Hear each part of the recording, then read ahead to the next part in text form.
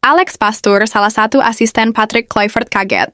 149 negara berebut hak siar Australia versus Timnas Indonesia, round 3 kualifikasi Piala Dunia 2026 yang berlangsung di Sydney Football Stadium, Kamis 20 Maret 2025 mendatang.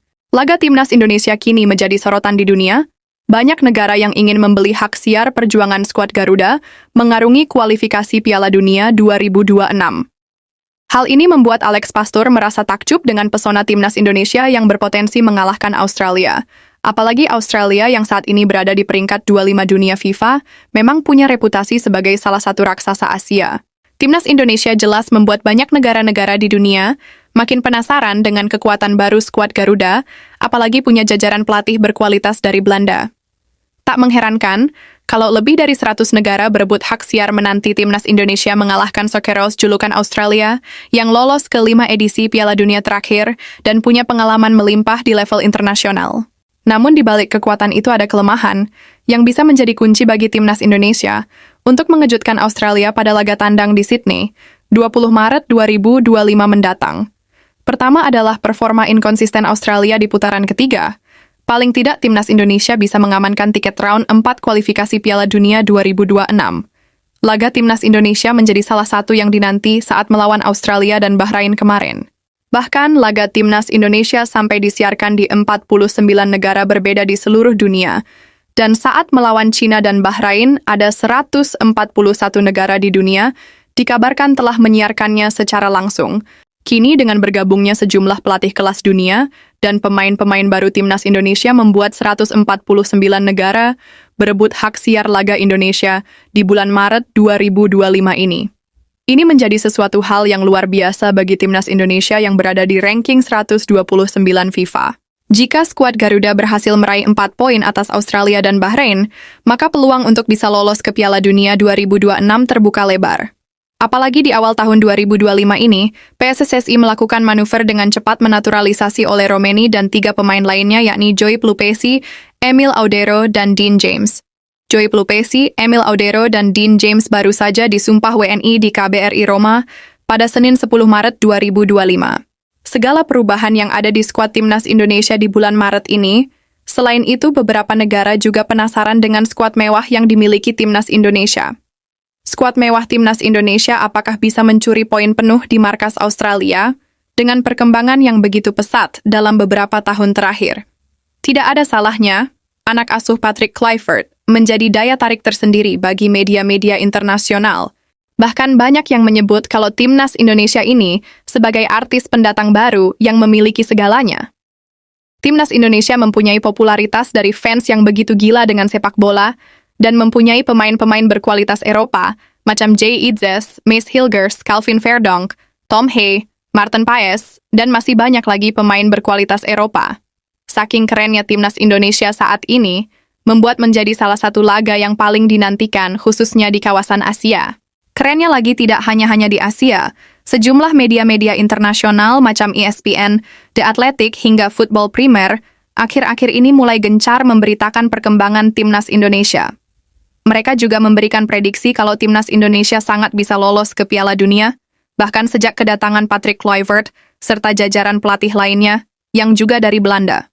Boleh dibilang kini Timnas Indonesia telah menjadi salah satu primadona baru di sepak bola Asia, bukan karena ranking FIFA, tapi kedalaman skuad Garuda yang saat ini yang terbilang sangat mewah. Jika dibandingkan dengan Australia, skuad Timnas Indonesia saat ini tidak kalah jauh dari skuad Socceroos.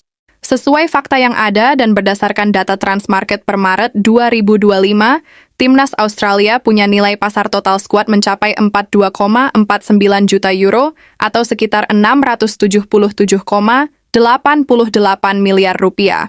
Jika dikonversi dalam rupiah, pemain termahal Australia adalah Alessandro Circati dari Parma dengan nilai pasar sekitar 143,6 miliar, yang hampir dipastikan absen dalam laga kontra Timnas Indonesia yang mengalami cedera panjang. Sementara Timnas Indonesia dengan tambahan pemain keturunan baru, nilai pasar skuad Garuda melonjak hingga 47,25 juta euro atau sekitar 754,5 miliar rupiah. Angka ini lebih tinggi dari Timnas Australia dengan pemain termahal Timnas Indonesia, Mace Hilgers, dengan nilai 164 miliar rupiah. Ini belum termasuk potensi kenaikan nilai setelah Joy Pelupesi, Emil Audero, dan Dean James resmi memperkuat Timnas Indonesia usai menjalani sumpah WNI.